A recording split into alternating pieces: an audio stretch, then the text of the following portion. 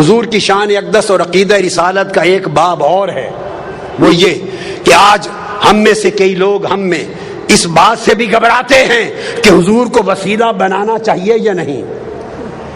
آقا اپنی پیدائش سے پہلے بھی پوری کائنات کا وسیلہ تھے،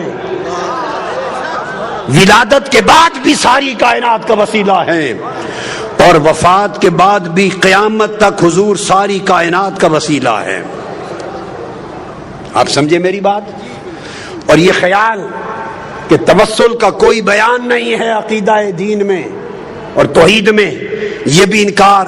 وسیلہ کا لفظ کسی نے نہیں کرا، خود وسیلہ کا لفظ قرآن نے دیا ہے، اور ارشاد فرمایا گیا یا ایھا الذین آمنوا اتقوا اللہ وابتغوا الیہ الوسیلہ وجاہدوا فی سبیلہ لعلکم تفلحون۔ ایمان والو، اللہ سے ڈرو اور اللہ کا قرب پانے کے لیے اس تک کوئی وسیلہ تلاش کرو۔ سورہ مائدہ آیت نمبر 35، پھر اللہ پاک نے فرمایا اولئک الذین یدعون یبتغون الی ربہم الوسیلہ ایہم اقرب ویرجون رحمتہ۔ یہ لوگ جو پوجا کرتے، عبادت کرتے ہیں، کچھ لوگ ملائکہ کی، فرشتوں کی پوجا کرتے ہیں، کچھ لوگ جنات کی کرتے تھے، کچھ لوگ حضرت عیسیٰ کی، کچھ حضرت عزیر کی، کچھ ان کے بت بنا کے پوجا کرتے۔ قرآن نے کہا جن کی یہ عبادت کرتے ہیں، خواہ وہ حضرت عیسیٰ ہیں یا حضرت عزیر، خواہ وہ جنات ہیں یا ملائکہ جن کے بت بنا کے عبادت کرتے ہیں، قرآن نے کہا ان کا اپنا عالم یہ ہے کہ یبتغون الی ربہم الوسیلہ، وہ خود خدا کا قرب چاہنے کے لیے وسیلہ تلاش کرتے ہیں۔ ایہم اقرب، کہ کون خدا کے زیادہ قریب ہے تاکہ اسے وسیلہ بنائے اور خدا کا قرب پالے۔ تو قرآن مجید نے اللہ کے مقرب بندوں کو وسیلہ بنانا قرآن نے نص کے ذریعے واجب بنا دیا۔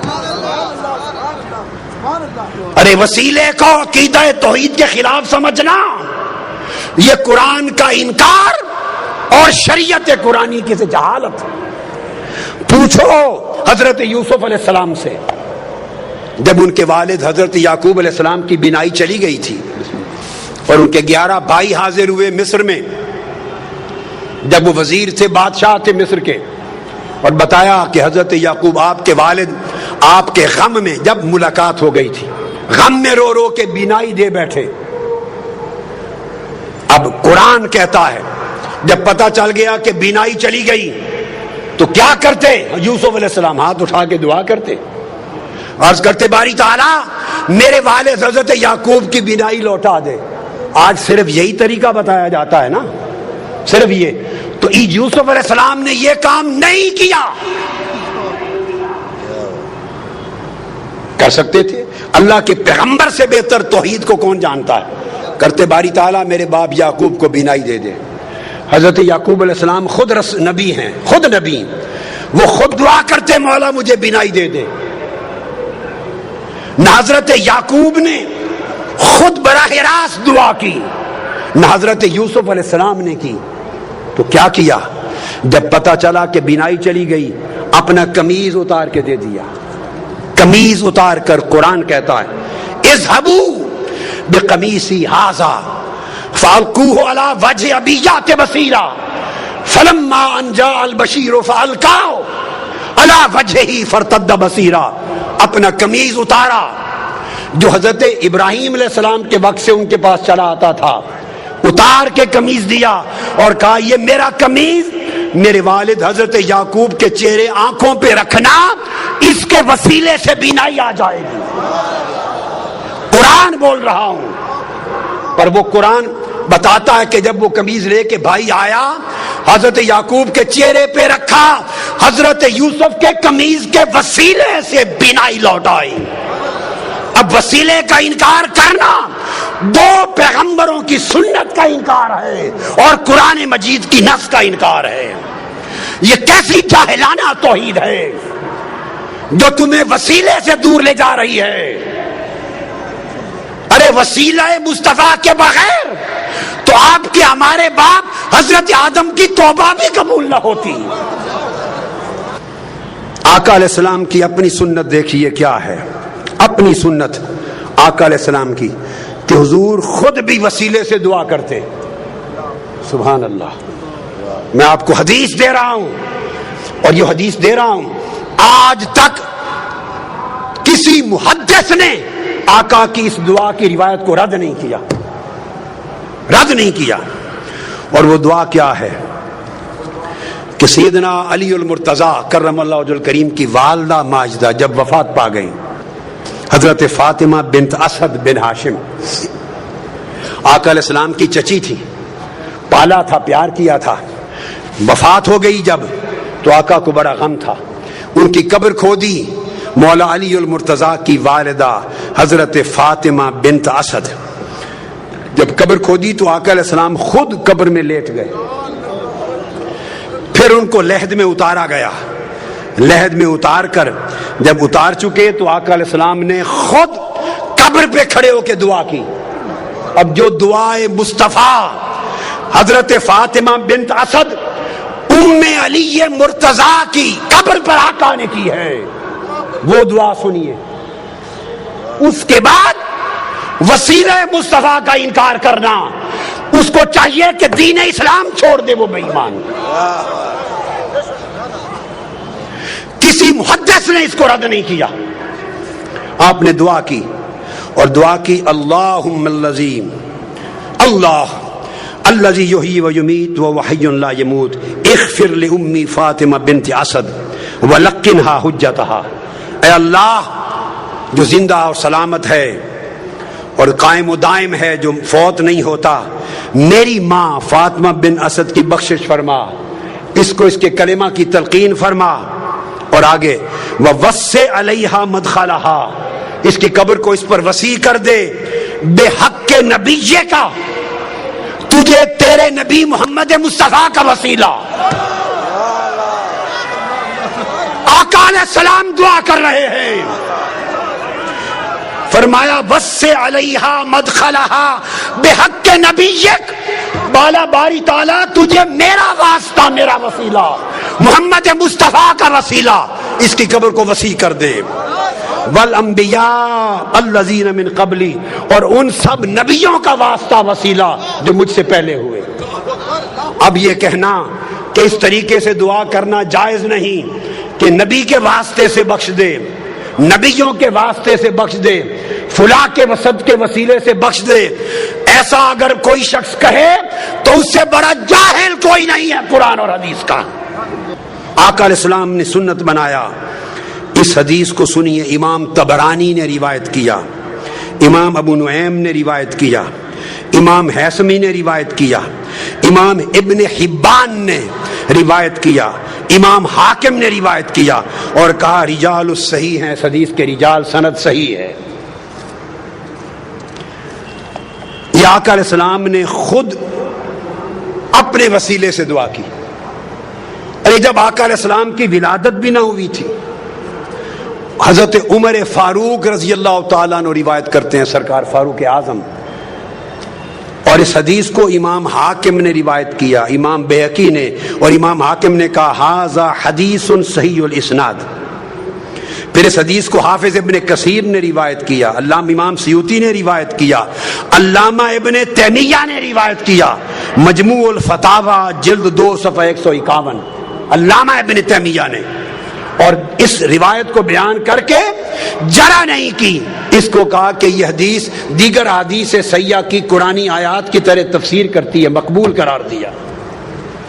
سیدنا فاروق اعظم نے کہا کہ آقا علیہ السلام نے فرمایا, آدم علیہ السلام جب زمین پہ آئے تو دعا کی, یا رب اسألک بحق محمد لما غفرت لی, میں تجھے واسطہ محمد مصطفیٰ سے بخشش مانگتا ہوں.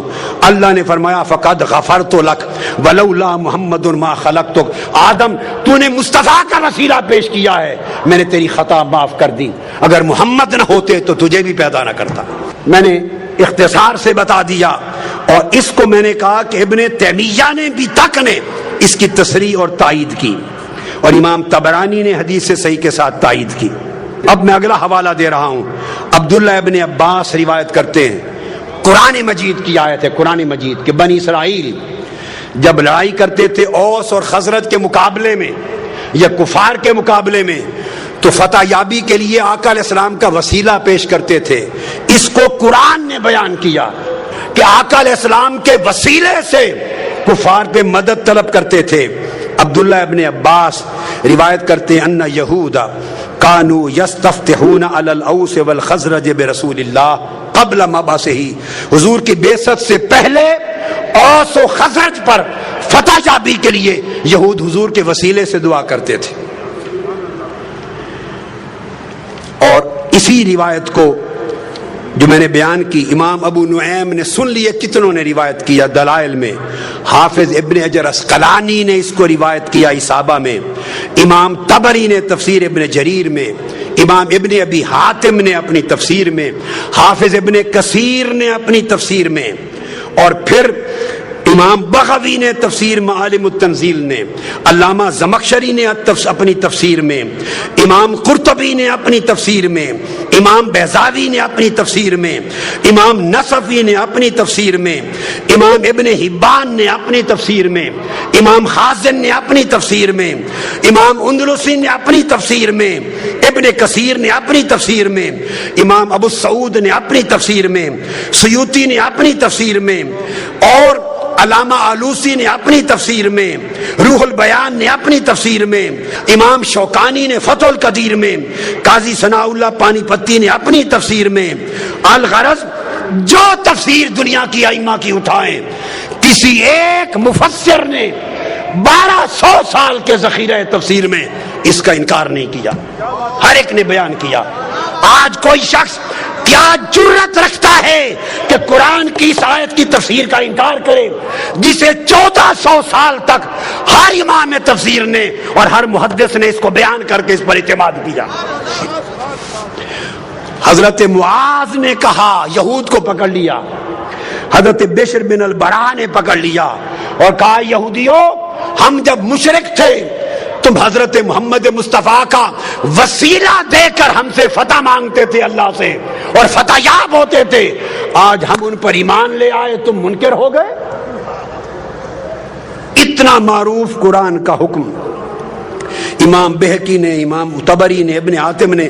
الغرض اگر میں 500 کتب کا حوالہ دوں تو 1200 سال میں 500 تفسیریں حدیثیں بڑھ جائیں. کون انکار کر سکتا ہے سوائے اس شخص کے جو جاہل ہے, جس نے عربی کتابیں کبھی کھول کے نہیں دیکھی, جس کو 2 سطریں پڑھنی نہیں آتی اور وہ لوگوں کے سامنے عقیدہ بیان کرتا ہے. پھر اس کے بعد آقا علیہ السلام نے حکم دیا, جو تو عمل تھے. حضور علیہ السلام کی بارگاہ میں ایک نابینا شخص آیا, عثمان بن حنیف روایت کرتے ہیں. عرض کیا یا رسول اللہ میں نابینا ہو گیا ہوں, دعا کر دے میری بینائی آ جائے. مختصر کر رہا ہوں.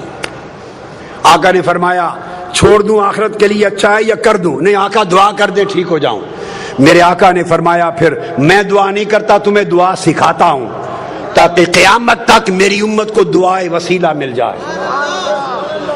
دعائے وسیلہ تاجدار کائنات نے سکھائی. کون ہے مصطفیٰ کی سکھلائی ہوئی دعائے وسیلہ کا جو انکار کرے؟ آقا نے فرمایا گھر جا, وضو کر دو, نفل پڑھ اور یوں دعا کرنا اللہم انی اسألک واتوجہ الیک بمحمد نبی الرحمت یا محمد. پکارنا میرا نام لے کر, انی قد توجہت بک الی ربی فی حاجتی ہذہ لتقضی اللہم فشفع فی. دعا کرنا ہے اللہ میں تجھ سے سوال کرتا ہوں اور تیری بارگاہ کی طرف متوجہ ہوتا ہوں, نبی رحمت حضرت محمد مصطفیٰ کے وسیلے سے, حضور کے واسطے سے. یہ کہہ کر آقا نے فرمایا پھر مجھے پکارنا, کہنا یا محمد. آج لوگ کہتے ہیں کہ حضور کو پکارنا جائز نہیں. ارے جائز ناجائز کی شریعت آپ نے اور میں نے بنائی ہے. جائز ناجائز والی شریعت مصطفیٰ نے بنائی ہے.